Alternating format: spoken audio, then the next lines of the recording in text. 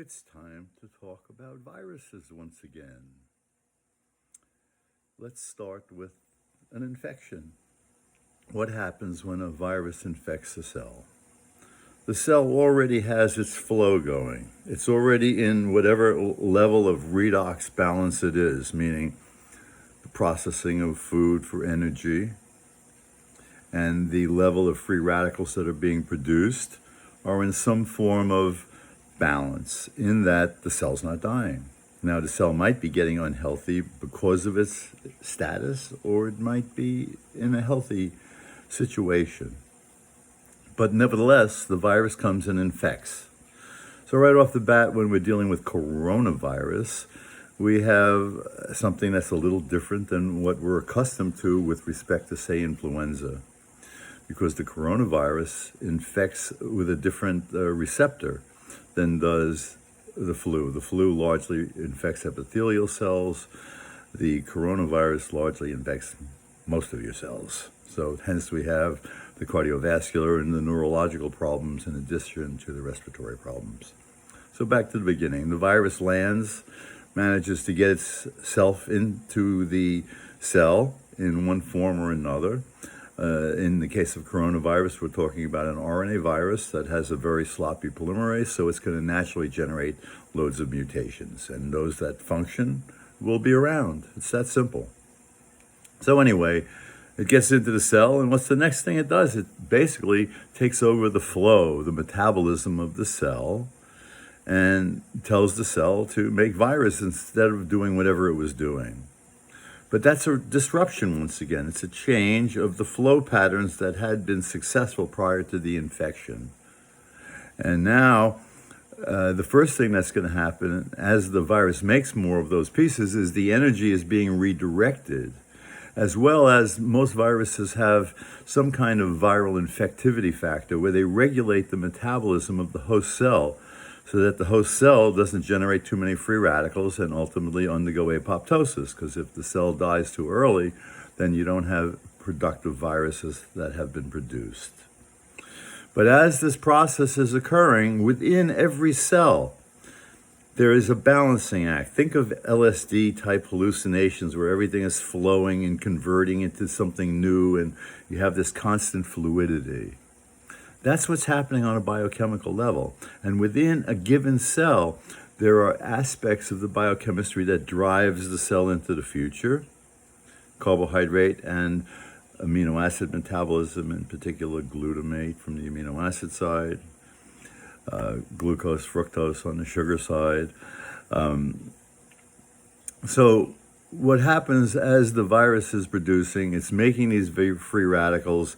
The cellular flow must adapt. So it's going to turn on these alternative pathways of energy production, meaning aerobic glycolysis and amino acid metabolism, in particular glutaminolysis. But those are still keeping things in this. They oscillate back and forth between these safe carbohydrate modes and electron transport system, which is efficient but dangerous because it makes too many free radicals when inappropriately fed by too much food, lack of exercise on an organismic level, but that translates right down to what's happening in the cell.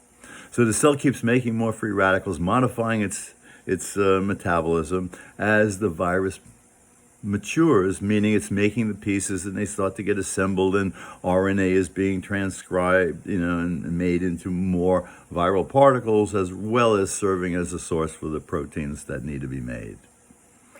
And continued free radical production ultimately shuts down the ability of the cell to make carbohydrates. To utilize carbohydrates and peptides as sources of energy. And when it does that, it turns on the fat burning because it was making too many free radicals. Free radicals regulate everything in all living systems. They are the agent of homeostasis.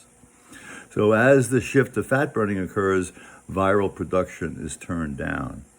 But the shift is a growth shift because it's always going back and forth. It's a matter of whether the cell now is committed and transited into this mode where when it's fat burning, it's no longer talking with its environment, and the cell is trying to survive by recycling, but the cell's already infected and it's not going to survive because it's turned into a viral factory.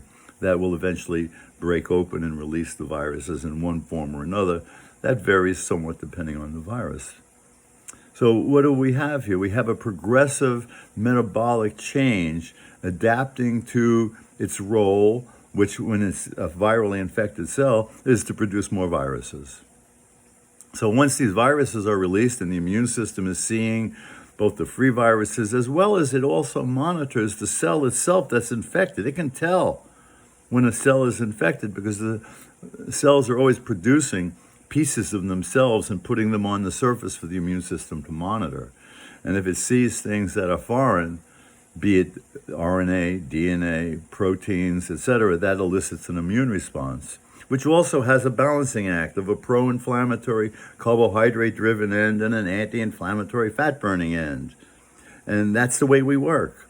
And some of those fat-burning things are very critical because they have really differentiated like functions. You can have differentiation complexity occurring on the fat burning end of the scale. Think of a seesaw. You have fat burning on one side and you have carbs and peptides on the other.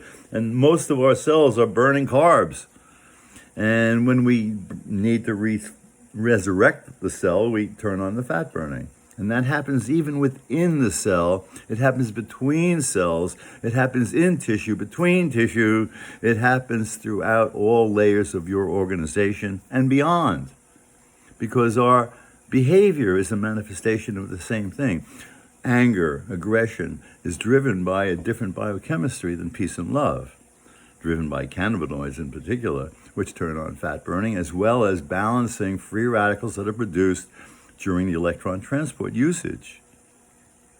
CB1 regulates the electron transport system. That drives life into the future in vertebrates that have it.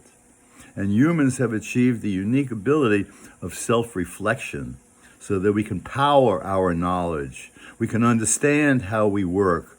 We can incorporate how we work into our way of living so that we create within ourselves, within ourselves, within our society, a sustainable, healthy flow.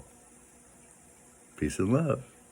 Vitamin D, CBD, turn on fat burning. NAC quenches the free radicals by recharging glutathione, the major antioxidant that your cells produce to protect you from free radicals. So help them a little. Give them what they need. They need NAC to recharge.